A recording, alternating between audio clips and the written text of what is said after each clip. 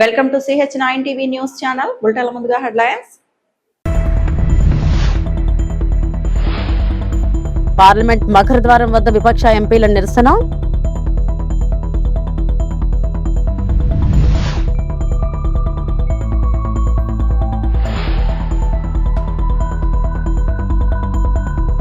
AP cabinet భేటీ 20కు పైగా agenda అంశాలపై చర్చ.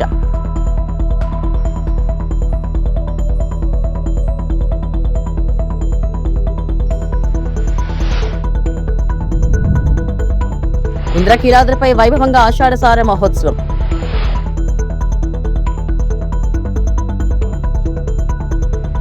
తిరుమల అనేది కేవలం ఒక ప్రాంతం, ఒక టెంపుల్ మాత్రమే కాదు, కోట్లాది మంది హిందువుల విశ్వాసానికి ప్రతీక.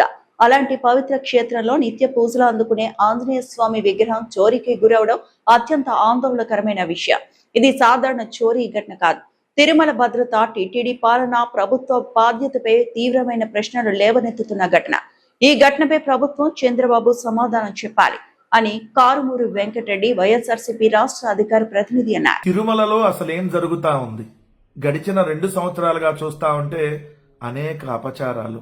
రోజు రోజుకి తిరుమలలో అపచారాలని కూటమి ప్రభుత్వం ఏదైతే పెంచుకుంటూ పోతుంది తప్ప అపచారాలు జరగకుండా ఎక్కడా చర్యలు తీసుకున్నటువంటి దాఖలాలు లేవు. సాక్షాత్తు ముఖ్యమంత్రి తిరుమల లడ్డులో పంది కొవ్వు, గొడ్డు కొవ్వు, బాత్రూమ్ యాసిడ్ అని చెప్పి నీచంగా మాట్లాడినటువంటి పరిస్థితి ఒకవైపు అయితే, టీటీడీ చైర్మన్ గా ఉన్నటువంటి బిఆర్ నాయుడు రంకు బొంకు వ్యవహారాల్లో దొరికినటువంటి పరిస్థితి ఇంకోవైపు.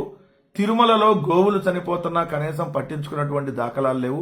మొన్నటికి మొన్న మనం చూస్తే గోవిందరాజస్వామి టెంపుల్ మీదకి ఒక తాగుబోతు ఎక్కి ఆ కలసం పీకైపోయినటువంటి పరిస్థితి.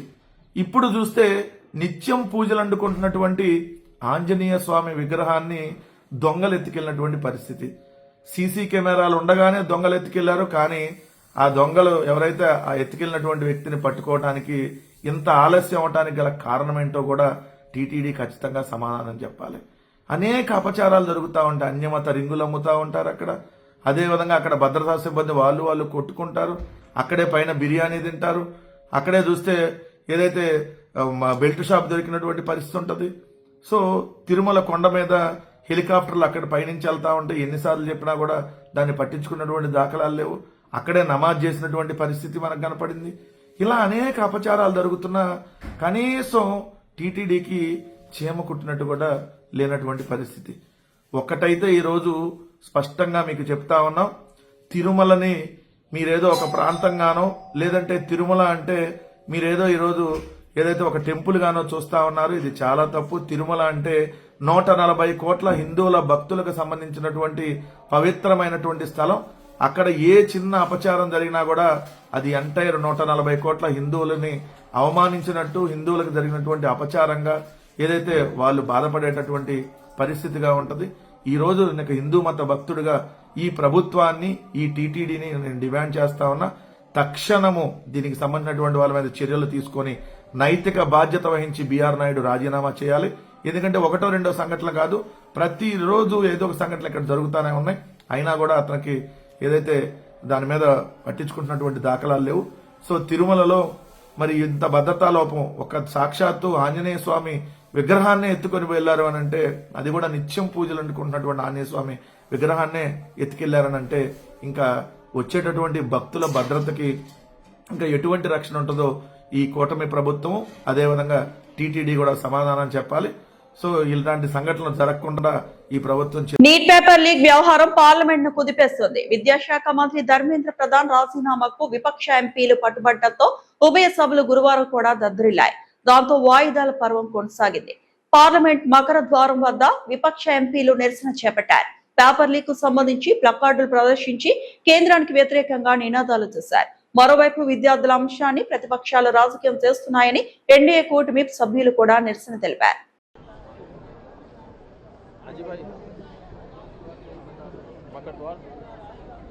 मैम, प्रधानमंत्री जी ने ट्वीट किया, फास्ट ट्रैक की बात करिए कि जो दोषी हैं उनके खिलाफ सख्त से सख्त कार्रवाई होगी। यूथ की उनके भविष्य की चिंता है उन्हें।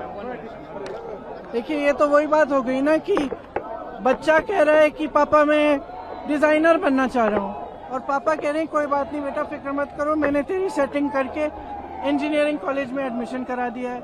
प्रॉब्लम एक है, बच्चा कुछ कह रहा है, आप कुछ और कह रहे हो।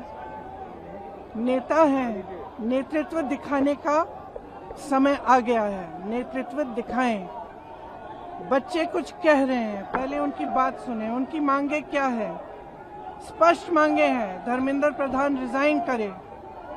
दूसरा कि जितने भी जिन्होंने इनको मारा है, पीटा है, उन पे कार्रवाई हो। तीसरी इनकी डिमांड, जितनी भी डिमांड है इनको पहले आप फुलफिल करो ना, इतना मुश्किल नहीं है। सिस्टम में भरोसा टूट गया है, बच्चों का, स्टूडेंट्स का भरोसा टूट गया है। तो सिस्टम द्वारा अगर आप कोई सोल्यूशन देंगे तो बच्चा उसको एक्सेप्ट नहीं करेगा। ये सिंपल सी बात है जो सब माँ बाप जानते हैं। ये सिंपल सी बात है जो हमारे प्रधानमंत्री, हमारे नेता को जानना चाहिए। अगर उन्हें सोल्यूशन देना है, वो बच्चों की बात सुने, जो बच्चों की मांगे हैं उनको पहले पूरी करें, तभी सोल्यूशन निकलेगा। जब भरोसा है ही नहीं तो आप कह रहे हो कि वही सिस्टम जांच करेगा। वही नहीं, बस सुनी नहीं रही है ना, सुनी नहीं रही। कभी कभी समय आ जाता है जब नेता को अपना भय भी दूर करके जनता की बात सुननी पड़ेगी। आज ये समय आ गया है, हजारों बच्चे सड़क पे हैं, हजारों बच्चे इंडिया गेट पे हैं, हजारों बच्चे पूरे देश भर में बाहर हैं, जंतर मंतर में हैं, हर जगह हैं। तो डिस्कशन करने के लिए तैयार है, कलेक्टिव होना चाहिए, कंस्ट्रक्टिव होना चाहिए, इसके खिलाफ। स्टूडेंट पर जो है लाठियां बरसाई, कई स्टूडेंट फिर घायल हुए कल रात को, इस पर तो यही तो बात है, यही तो स्टूडेंट्स कह रहे हैं। देखिए, जब भरोसा टूट जाता है, अगर आपको उस भरोसे को फिर से बनाना है तो आपको उस सिस्टम से बाहर निकल के कुछ स्टेप्स लेने पड़ेंगे। क्या है वो स्टेप्स? अपने मंत्री से रेजिग्नेशन लो। क्या है वो स्टेप्स? मारपीट हुई है, ये थोड़ी है कि कल रात को आप मार रहे हो, पीट रहे हो, सुबह आप ट्वीट कर रहे हो कि हमें बच्चों की बड़ी परवाह है, तो फिर पीट क्यों रहे हो उनको? फिर लाठी क्यों चल रही है उन पे? आंसू गैस क्यों चल रहा है उन पे? भरोसा है, चिंता है, परेशानी है बच्चों के लिए, तो बुलाओ बच्चों को, बात करो उनसे।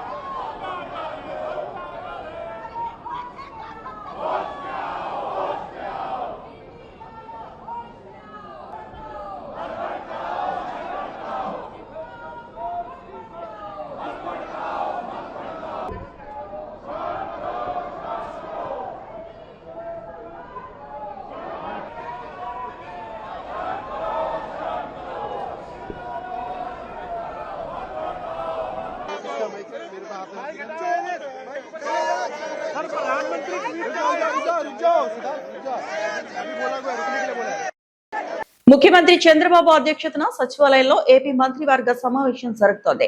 దాదాపు 25కు పైగా అజెండా అంశాలపై ఆమోదులు చర్చించనున్నారు. రెండో దశలో 3168 ప్రభుత్వ ఉద్యోగాల భర్తీకి మంత్రివర్గం అనుమతి ఇవ్వనుంది. చేనేత కార్మికులకు నేతన్న భరోసా కింద 25,000 చొప్పున ఆర్థిక సహాయంపై కేబినెట్ చర్చించి నిర్ణయం తీసుకోనుంది.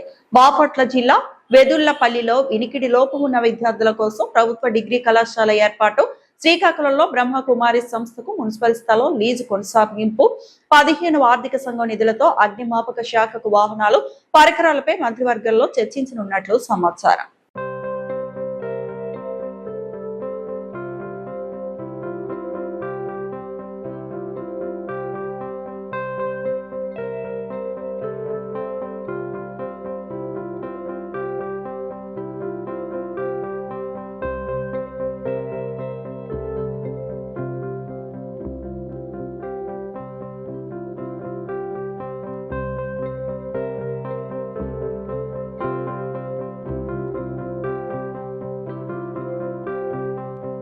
ఢిల్లీలో నీట్ పేపర్ లీకేజీకి వ్యతిరేకంగా ఆందోళన చేస్తున్న విద్యార్థులపై పోలీసుల చర్యలను ఉస్మానియా యూనివర్సిటీ విద్యార్థులు తీవ్రంగా ఖండించారు. న్యాయం కోసం పోరాడుతున్న విద్యార్థులపై దాడులు చేయడం ప్రజాస్వామ్యానికి విరుద్ధమని ఆగ్రహం వ్యక్తం చేశారు.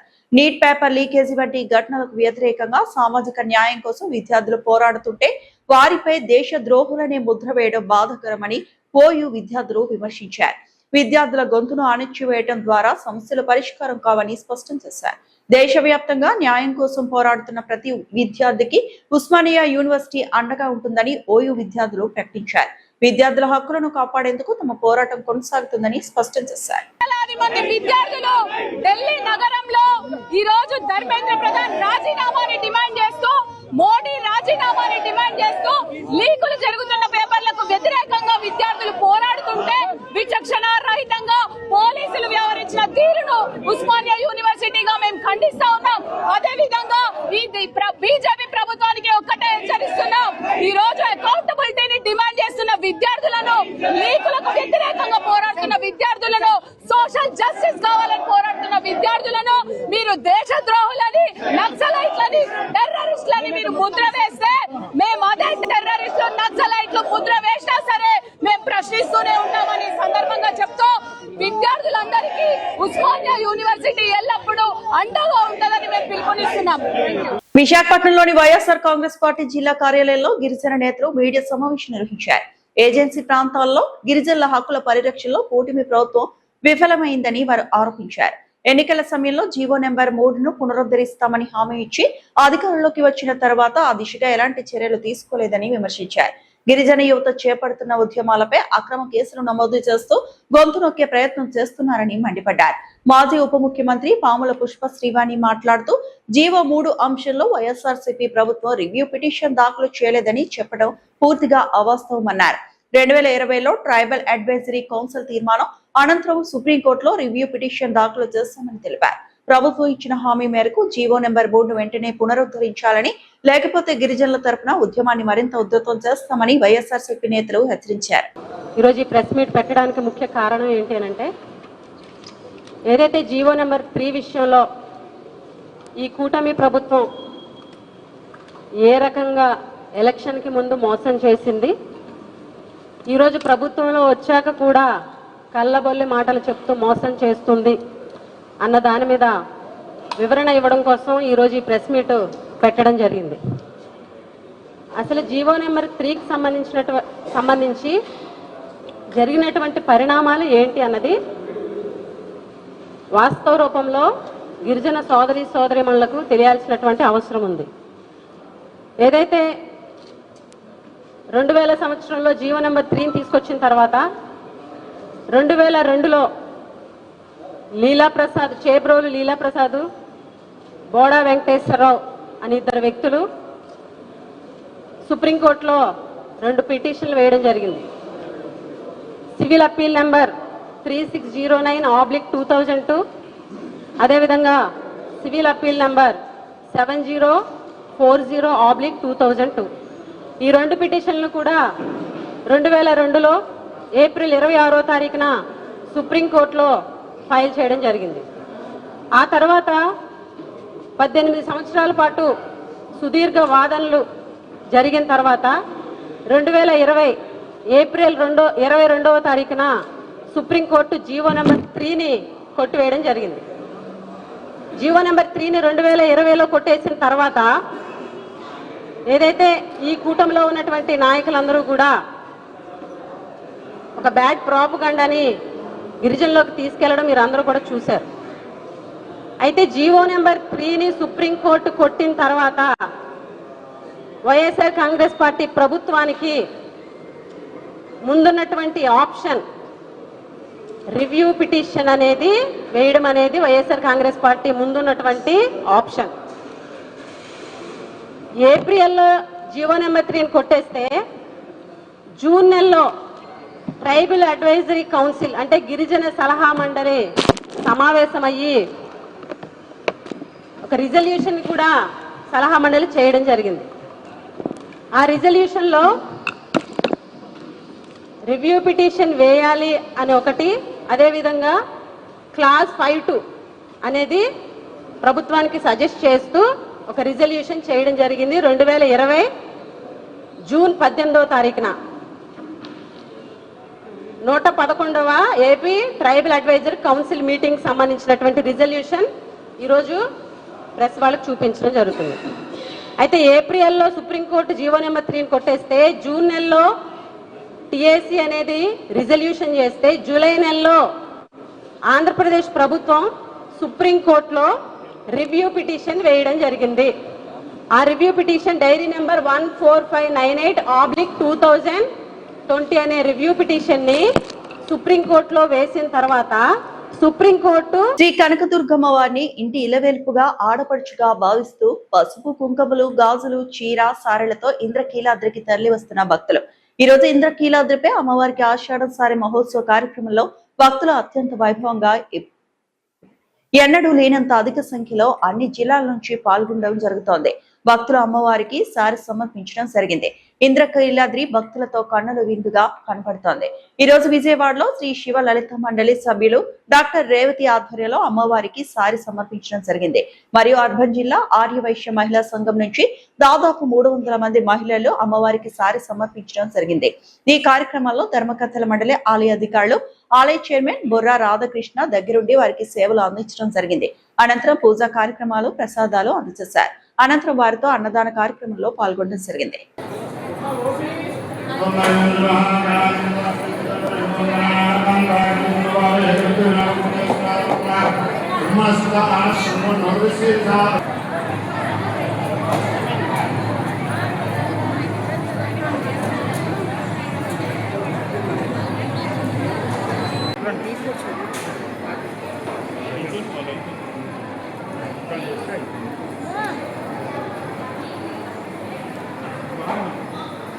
మేడం గారు ఈసారి వచ్చినప్పుడు ఎక్కువ స్వీట్లు పట్టుకొని రావాలి. ఈసారి వచ్చినప్పుడు ఎక్కువ స్వీట్లు పట్టుకొని రావాలి. ధర్మపత్ని మీ పేరు చెప్పుకున్నమ్మా.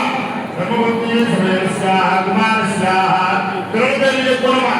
కుమారస్య కుమారీణాం చక్కని మమ సహ కుటుంబానాం క్షేమః స్థైర్య విజయ అభయ ఆయుః ఆరోగ్య ఐశ్వర్యాది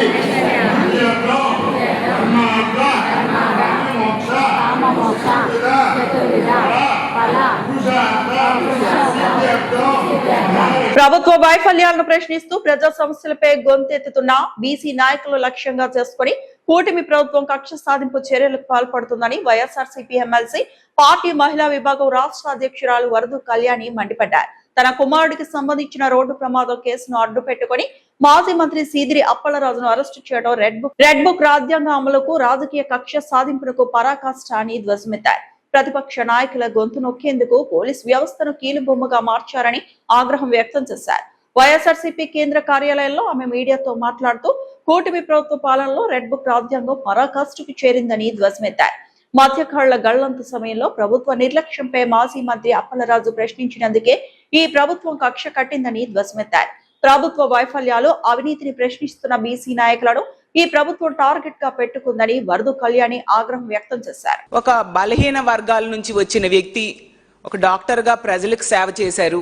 ఒక ఎమ్మెల్యేగా, మంత్రిగా ప్రజలకి సేవ చేసి మంచి పేరు తెచ్చుకున్న వ్యక్తి ఈరోజు ప్రభుత్వ వైఫల్యాల్ని ప్రశ్నిస్తున్నారని, ప్రభుత్వం ప్రజలకు చేసిన మోసాన్ని ఎత్తి చూపిస్తూ ఉన్నారనేసి, ఈ ప్రభుత్వంలో జరుగుతున్న అవినీతిని వేలెత్తి చూపిస్తున్నారని చెప్పి ఈ విధంగా గొంతు నొక్కడానికి ప్రయత్నించడం ఎంతవరకు సమంజసమని నేను అడుగుతూ ఉన్నాను. దీనికి ఒకటే కారణం కనిపిస్తూ ఉంది, డైవర్షన్ పాలిటిక్స్. మొదటి నుంచి కూడా ఈ కూటమి ప్రభుత్వానికి డైవర్షన్ పాలిటిక్స్ అనేది బాగా అలవాటు. అందులో భాగంగా మొన్ననే చూసాం, గుంటూరులో ఒక మహిళని వివస్త్రం చేసి టీడీపీ నాయకుడే దాడి చేసిన సంఘటన. ప్రభుత్వం ఆ విషయంలో పూర్తిగా వైఫల్యం చెందిన పరిస్థితి మనం చూసాం. మహిళలకి రక్షణ కల్పించడంలో పూర్తిగా వైఫల్యం చెందింది. అలాగే మనం తీసుకుంటే జత్వానీ కేసులో కూడా ప్రభుత్వం ఎంత ఘోరంగా ఆ రోజు ఆ మహిళకి సపోర్ట్ చేస్తూ పోలీస్ అధికారుల్ని వేధించింది అనేది ఈ రోజు ఆ ప్రభుత్వమే ఎఫ్ఐఆర్ లో ఆమె సరైన వ్యక్తి కాదు అని చెప్పి ఆమె అసలు రంగు బయట పెట్టిన పరిస్థితి కూడా మనం చూసాం. దీంతో ప్రభుత్వం పోలీస్ అధికారుల్ని వేధించింది, కక్షపూరితంగా వ్యవహరించింది అనే విషయం ప్రజలందరికీ అర్థమైపోయింది జత్వానీ కేసులో. ఈ రెండింటిలో ప్రభుత్వం ఇరుకున పడడంతో డైవర్షన్ పాలిటిక్స్ లో భాగంగా ఒక బీసీ నాయకుడైన సిదిరి అప్పలరాజు గారిని ఈ విధంగా అక్రమ అరెస్ట్ చేశారు. ఎక్కడైనా ఈ దేశ చరిత్రలో మనం చూసామా, కొడుకు ఒక యాక్సిడెంట్ కేసులో అరెస్ట్ అయితే తండ్రిని కూడా అరెస్ట్ చేయడం అనేది మనం ఎక్కడైనా చూసామా, విన్నామా అని నేను అడుగుతూ ఉన్నాను. అంటే ఒక నియంతృత్వ ధోరణి. అసలు ప్రజాస్వామ్యంలో ఉన్నామా, నియంతృత్వ సామ్రాజ్యంలో ఉన్నామా అర్థం కాని పరిస్థితి. కనీసం ప్రజలకి వీళ్ళు ఇచ్చిన హామీలు ఏమీ అమలు చేయట్లేదు, కానీ రెడ్ బుక్ రాజ్యాంగం అమలు చేయడంలో మాత్రం వీళ్ళు ముందుండే పరిస్థితి మనం చూస్తూ ఉన్నాం. పోలీసులు వీళ్ళ చేతుల్లో కీలు బొమ్మలుగా మారిపోయిన పరిస్థితి ఈరోజు మనం చూస్తూ ఉన్నాం.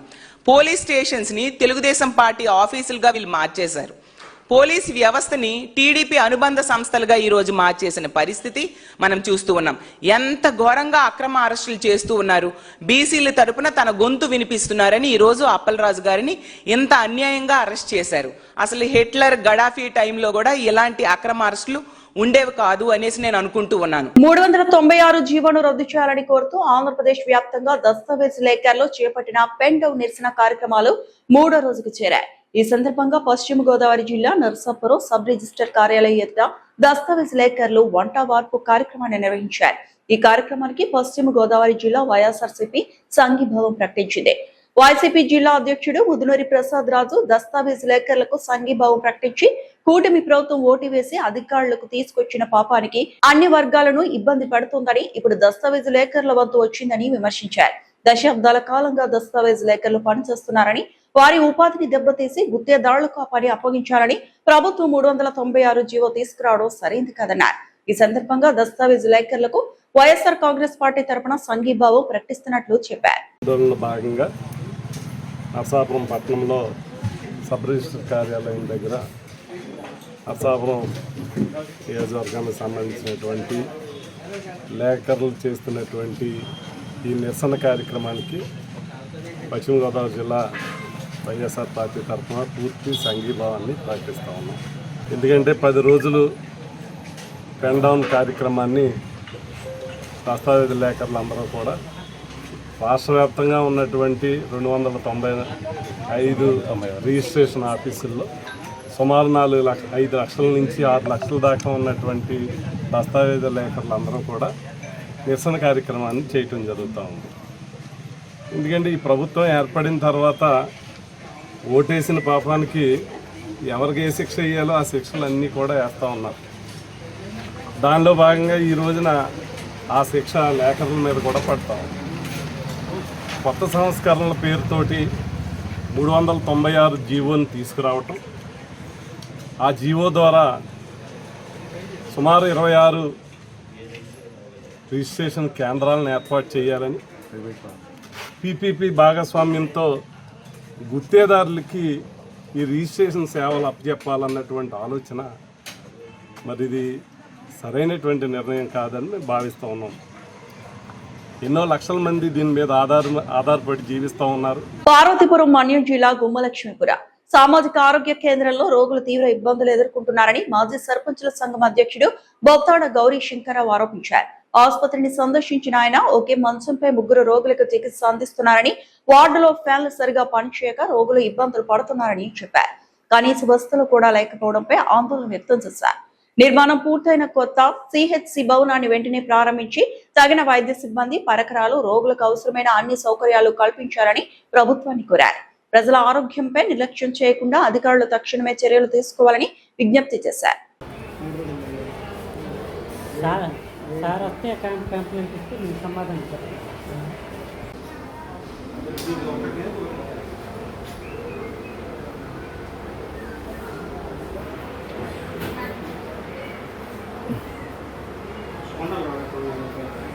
బయటికి వెళ్ళారండి. సొంతగా తెచ్చుకున్నారు ఫ్యాన్లు తెచ్చుకున్నారా? అది నేను తెచ్చా, ఇది బయట నుంచి తెచ్చుకున్నా. చెప్పు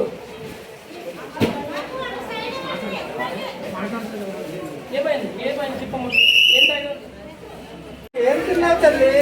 చెప్పమ్మా, ఏం తాగావు?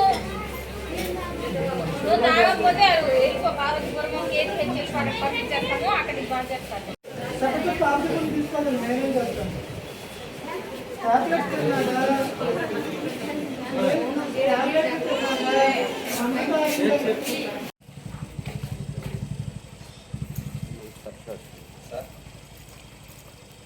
అవునవా? తిరుమల అనేది కేవలం ఒక ప్రాంతం, ఒక టెంపుల్ మాత్రమే కాదు, కోట్లాది మంది హిందువుల విశ్వాసానికి ప్రతీక. అలాంటి పవిత్ర క్షేత్రంలో నిత్య పూజలు అందుకునే ఆంజనేయ స్వామి విగ్రహం చోరీకి గురవడం అత్యంత ఆందోళనకరమైన విషయం. ఇది సాధారణ చోరీ ఘటన కాదు. తిరుమల భద్రత, టీటీడీ పాలన, ప్రభుత్వ బాధ్యతపై తీవ్రమైన ప్రశ్నలు లేవనెత్తుతున్న ఘటన. ఈ ఘటనపై ప్రభుత్వం, చంద్రబాబు సమాధానం చెప్పాలి అని కారుమూరి వెంకటరెడ్డి, వైఎస్ఆర్సీపీ రాష్ట్ర అధికార ప్రతినిధి అన్నారు. తిరుమలలో అసలేం జరుగుతా ఉంది? గడిచిన 2 సంవత్సరాలుగా చూస్తా ఉంటే అనేక అపచారాలు, రోజు రోజుకి తిరుమలలో అపచారాలని కూటమి ప్రభుత్వం ఏదైతే పెంచుకుంటూ పోతుంది తప్ప అపచారాలు జరగకుండా ఎక్కడా చర్యలు తీసుకున్నటువంటి దాఖలాలు లేవు. సాక్షాత్తు ముఖ్యమంత్రి తిరుమల లడ్డులో పంది కొవ్వు, గొడ్డు కొవ్వు, బాత్రూమ్ యాసిడ్ అని చెప్పి నీచంగా మాట్లాడినటువంటి పరిస్థితి ఒకవైపు అయితే, టీటీడీ చైర్మన్ గా ఉన్నటువంటి బిఆర్ నాయుడు రంకు బొంకు వ్యవహారాల్లో దొరికినటువంటి పరిస్థితి ఇంకోవైపు, తిరుమలలో గోవులు చనిపోతున్నా కనీసం పట్టించుకున్నటువంటి దాఖలాలు లేవు. మొన్నటికి మొన్న మనం చూస్తే గోవిందరాజస్వామి టెంపుల్ మీదకి ఒక తాగుబోతు ఎక్కి ఆ కలసం పీకైపోయినటువంటి పరిస్థితి. ఇప్పుడు చూస్తే నిత్యం పూజలు అందుకుంటున్నటువంటి ఆంజనేయ స్వామి విగ్రహాన్ని దొంగలు ఎత్తుకెళ్లినటువంటి పరిస్థితి. సీసీ కెమెరాలు ఉండగానే దొంగలు ఎత్తుకెళ్లారు. కానీ ఆ దొంగలు ఎవరైతే ఆ ఎత్తుకెళ్లినటువంటి వ్యక్తిని పట్టుకోవడానికి ఇంత ఆలస్యం అవడానికి గల కారణమేంటో కూడా టీటీడీ ఖచ్చితంగా సమాధానం చెప్పాలి. అనేక అపచారాలు జరుగుతూ ఉంటాయి. అన్యమత రింగులు అమ్ముతా ఉంటారు అక్కడ. అదేవిధంగా అక్కడ భద్రతా సిబ్బంది వాళ్ళు కొట్టుకుంటారు. అక్కడే పైన బిర్యానీ తింటారు. అక్కడే చూస్తే ఏదైతే బెల్ట్ షాప్ దొరికినటువంటి పరిస్థితి ఉంటుంది. సో తిరుమల కొండ మీద హెలికాప్టర్లు అక్కడ పైనుంచి వెళ్తా ఉంటే ఎన్నిసార్లు చెప్పినా కూడా దాన్ని పట్టించుకున్నటువంటి దాఖలాలు లేవు. అక్కడే నమాజ్ చేసినటువంటి పరిస్థితి మనకు కనపడింది. ఇలా అనేక అపచారాలు జరుగుతున్నా కనీసం టీటీడీకి చీమ కుట్టినట్టు కూడా లేనటువంటి పరిస్థితి. ఒక్కటైతే ఈరోజు స్పష్టంగా మీకు చెప్తా ఉన్నాం, తిరుమలని మీరేదో ఒక ప్రాంతంగానో లేదంటే తిరుమల అంటే మీరేదో ఈరోజు ఏదైతే ఒక టెంపుల్ గానో చూస్తా ఉన్నారు. ఇది చాలా తప్పు. తిరుమల అంటే 140 కోట్ల హిందువుల భక్తులకు సంబంధించినటువంటి పవిత్రమైనటువంటి స్థలం. అక్కడ ఏ చిన్న అపచారం జరిగినా కూడా అది ఎంటైర్ 140 కోట్ల హిందువులని అవమానించినట్టు, హిందువులకు జరిగినటువంటి అపచారంగా ఏదైతే వాళ్ళు బాధపడేటటువంటి పరిస్థితిగా ఉంటది. ఈ రోజు నాకు హిందూ మత భక్తుడిగా ఈ ప్రభుత్వాన్ని, ఈ టీటీడీని నేను డిమాండ్ చేస్తా ఉన్నా, తక్షణము దీనికి సంబంధించినటువంటి వాళ్ళ మీద చర్యలు తీసుకొని నైతిక బాధ్యత వహించి బిఆర్ నాయుడు రాజీనామా చేయాలి. ఎందుకంటే 1-2 సంఘటనలు కాదు, ప్రతిరోజు ఏదో ఒక సంఘటనలు ఇక్కడ జరుగుతూనే ఉన్నాయి. అయినా కూడా అతనికి ఏదైతే దాని మీద పట్టించుకుంటున్నటువంటి దాఖలాలు లేవు. సో తిరుమలలో మరి ఇంత భద్రతా లోపం, ఒక సాక్షాత్తు ఆంజనేయ స్వామి విగ్రహాన్నే ఎత్తుకొని వెళ్లారు అని అంటే, అది కూడా నిత్యం పూజలు అందుకుంటున్నటువంటి ఆంజనేయ స్వామి విగ్రహాన్నే ఎత్తుకెళ్లారని అంటే ఇంకా వచ్చేటటువంటి భక్తుల భద్రతకి ఇంకా ఎటువంటి రక్షణ ఉంటుందో ఈ కూటమి ప్రభుత్వం, అదేవిధంగా టీటీడీ కూడా సమాధానం చెప్పాలి. సో ఇలాంటి సంఘటనలు జరగకుండా ఈ ప్రభుత్వం చర్యలు తీసుకోవాలని చెప్పి వైఎస్ఆర్ కాంగ్రెస్ పార్టీ డిమాండ్ చేస్తా ఉంది. వార్తలందరితో సమాప్తం.